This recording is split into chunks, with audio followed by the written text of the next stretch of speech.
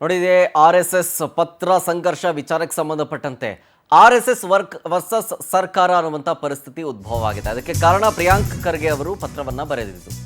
ಅದು ಸಂಚಲನ ಮೂಡಿಸ್ತಾ ಇದೆ.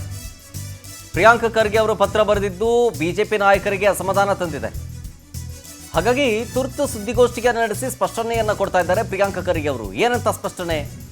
ಬಿಜೆಪಿ ಹೈಕಮಾಂಡ್ ನಾಯಕರಿಗೆ ಸಾಲುಗಳನ್ನು ಪ್ರಶ್ನೆ ಕೇಳಿದ್ದಾರೆ ತುರ್ತು ಸುದ್ದಿಗೋಷ್ಠಿಯಲ್ಲಿ ಪ್ರಿಯಾಂಕ್ ಖರ್ಗೆ ಅವರು.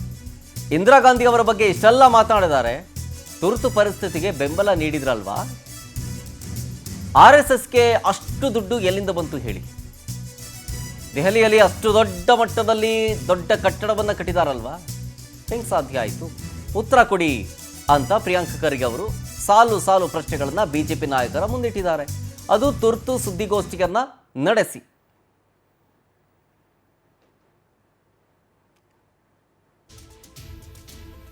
ನೋಡಿ, ಒಂದ್ ಕಡೆ ಪ್ರಿಯಾಂಕ್ ಖರ್ಗೆ ಅವರು ನಿರ್ಬಂಧ ಹೇರೋ ವಿಚಾರಕ್ಕೆ ಸಂಬಂಧಪಟ್ಟಂತೆ ಯಾವಾಗ ಸಿದ್ದರಾಮಯ್ಯನವರಿಗೆ ಪತ್ರ ಬರೆದ್ರು, ಬಿಜೆಪಿ ನಾಯಕರು ಕೆಂಡಕಾರಿ ಅಸಮಾಧಾನವನ್ನ ಹೊರಹಾಕ್ತಾ ಇದ್ರು.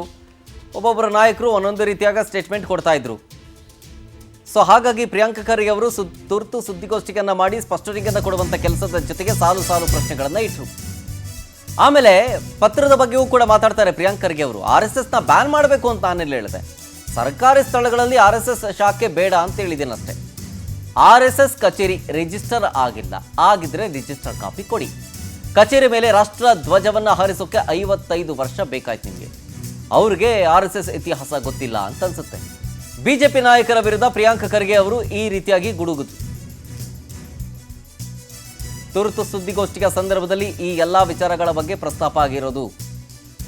ಅವರು ಸ್ಪಷ್ಟನೆಯನ್ನ ಕೊಡೋದರ ಜೊತೆಗೆ ಬಿಜೆಪಿ ನಾಯಕರಿಗೆ ಸಾಲು ಪ್ರಶ್ನೆಗಳನ್ನ ಕೇಳಿದ್ದಾರೆ. ಫಸ್ಟು ಅವರು ಕೊಟ್ಟಿರುವಂಥ ಕ್ಲಾರಿಫಿಕೇಶನ್ ಏನು? RSSನ ಬ್ಯಾನ್ ಮಾಡಬೇಕು ಅಂತ ಅವರು ಎಲ್ಲೂ ಹೇಳಿಲ್ಲ ಅನ್ನೋದು ಅವರ ಮಾತು. RSS ಬ್ಯಾನ್ ಮಾಡಬೇಕಂತ ನಾನೆಲ್ಲೂ ಹೇಳಿಲ್ಲ, ಸರ್ಕಾರಿ ಸ್ಥಳಗಳಲ್ಲಿ RSS ಶಾಖೆ ಬೇಡ ಅಂತ ಹೇಳಿದಷ್ಟೇ. ಅವರೇನೇನಂದ್ರು ಸುದ್ದಿಗೋಷ್ಠಿಯಲ್ಲಿ ಬನ್ನಿ ತೋರಿಸ್ತೀನಿ. ದೂರ ಇರಬೇಕು. ನೆಹರು, ಇಂದಿರಾ ಗಾಂಧಿ ಅವರು, ಸೋನಿಯಾ ಗಾಂಧಿ ಅವರು ಕೂಡ ಇಂಥ ಪ್ರಯತ್ನಕ್ಕೆ ಕೈ ಹಾಕಿದ್ರು. ನೋಡಿ, ಪಟೇಲ್ ಅವರು ಬ್ಯಾನ್ ಮಾಡಿದರು. ನೀವು ಸ್ವಲ್ಪ ಇತಿಹಾಸದ ಪುಟವನ್ನು ತಿರುಗಿಸಿ ಓದಕ್ಕೆ ಹೇಳಿ RSS ಅವರಿಗೆ. ಬಂದು ಕೈಕಾಲು ಬಿದ್ದರು. We will follow the union governments dictate on the national flag, our allegiance will be to the national flag ಅಂದಿದ್ದಕ್ಕೆ ಅವ್ರ ಬ್ಯಾನನ್ನು ತೆಗೆದಿದ್ದು. ಪಟೇಲ್ ಅವರು ಈ ತತ್ವ ಎಷ್ಟು ವಿಷಕಾರಿಯಾಗಿದೆ ಅಂದ್ಬಿಟ್ಟು ಪತ್ರ ಬರೆದಿದ್ದಾರೆ ನೆಹರು ಅವರಿಗೆ ಆ್ಯಸ್ ಅ ಹೋಮ್ ಮಿನಿಸ್ಟರ್. ಇವ್ರು ಯಾರು ಪಟೇಲ್ ಅವರಿಗೆ ಆಚರಣೆ ಮಾಡ್ತಾರಲ್ಲ BJP ಅವರು, ದೊಡ್ಡ ಸ್ಟ್ಯಾಚ್ಯೂ ಕಟ್ಸಿದಾರಲ್ಲ, ಸ್ಟ್ಯಾಚ್ಯೂ ಆಫ್ ಯೂನಿಟಿ, ಅವರೇ ಹೇಳಿರೋದು ಇದು ಸರಿ ಇಲ್ಲ ಸಂಘಟನೆ ಅಂತ. ಆಮೇಲೆ ಕೈಕಾಲು ಬಂದು ಬಿದ್ದಾಗ ಇವರು ಓಕೆ ಅಂದಿದ್ರು. ಇವ್ರು ಇಷ್ಟೆಲ್ಲ ಮಾತಾಡ್ತಾರಲ್ಲ ಇಂದಿರಾ ಗಾಂಧಿ ಅವ್ರ ಬಗ್ಗೆ, ಎಮರ್ಜೆನ್ಸಿಗೆ ಸಪೋರ್ಟ್ ಮಾಡಿದ್ರಲ್ಲ ಇವರೆಲ್ಲ. ನೋಡಿ, ಇವರು ಹೇಡಿಗಳು ಇವರೇ. ಅವ್ರ ಇತಿಹಾಸದಲ್ಲಿ ಪುಟ ತೆಗೆದು ನೋಡಿ ನೀವು. ಈ ವೀರ್ ಸಾವರ್ಕರ್ ಅಂತ ಹೇಳ್ತೀರಾ, ವೀರ್ ಬಿರುದು ಹೆಂಗೆ ಸಿಕ್ತು ಅಂದರೆ ಗೊತ್ತಿಲ್ಲ ಅಂತಾರೆ. ಬ್ರಿಟಿಷಿಂದ ಪೆನ್ಷನ್ ತಗೋತಾರೆ ಇವರು ದೇಶಭಕ್ತರ. ಯಾವ ಸಂಘಟನೆ ಮುಖ್ಯಸ್ಥ ಬ್ರಿಟಿಷಿಂದ ಪೆನ್ಷನ್ ತಗೊತಾ ಇದ್ದರೆ ಅವ್ರು ಹೆಂಗೆ ಸರ್ ದೇಶಭಕ್ತ ಅದ? ಯಾವ ಸಂಘಟನೆ ನಮ್ಮ ರಾಷ್ಟ್ರಧ್ವಜವನ್ನು ಅವರ ಹೆಡ್ ಕ್ವಾರ್ಟರ್ಸ್ನಲ್ಲಿ ಹಾರಿಸಲ್ಲ, ಅವ್ರು ಹೆಂಗೆ ಸರ್ ದೇಶಭಕ್ತರಾಗ್ತಾರೆ? ಯಾವ ಸಂಘಟನೆ ನಮ್ಗೆ ಸಂವಿಧಾನ ಬೇಡ ಮನುಸ್ಮೃತಿ ಬೇಕು ಅಂತ ಹೇಳಿದವರು ದೇಶಭಕ್ತ ಹೆಂಗೆ ಆಗ್ತಾರೆ? ಯಾವ ಸಂಘಟನೆ ಒಂದು ರಾಷ್ಟ್ರದ ನಿಯಮಗಳನ್ನು ಪಾಲನೆ ಮಾಡಲಾರ್ದೆ ಒಂದು NGO ಆಗಿ ರಿಜಿಸ್ಟರ್ ಕೂಡ ಮಾಡಿಸಿಲ್ಲ ಅಂದರೆ ದೇಶಭಕ್ತರು ಹೆಂಗೆ ಸರ್ ಆಗ್ತಾರೆ ಇವರು? ಯಾಕೆ ಸರ್ ಮೋಹನ್ ಭಗವತ್ ಅವರಿಗೆ ಅಷ್ಟು ಸೆಕ್ಯೂರಿಟಿ ಬೇಕು? Equivalent to the ministry of external affairs and home minister. Why does he need it? ಪ್ರಧಾನಿಯನ್ನು ಹಿಡಿದುಕೊಂಡು ದೇಶದಲ್ಲಿ ಇರುವಂತಹ ಬಹುತೇಕ ಆಡಳಿತ ನಡೆಸ್ತಾ ಇರುವಂತವ್ರು RSSನವರು. ಹೀಗಾಗಿ ಅವ್ರನ್ನ ನಿರ್ಬಂಧ ವಿಧಿಸೋದಕ್ಕೆ ನಿಮ್ಮ ಕೈಯಲ್ಲಿ ಸಾಧ್ಯ ಇಲ್ಲ ಅನ್ನೋಂಥ ಜೋಶಿ ಅವರ. ನಾನು ನಿರ್ಬಂಧ ಎಲ್ಲ ಹಾಕ್ತಾ ಇದ್ದೀನಿ, ಆಚರಣೆ ಮಾಡಲಿ ನಿಮ್ಮ ಮನೆಯಲ್ಲಿ.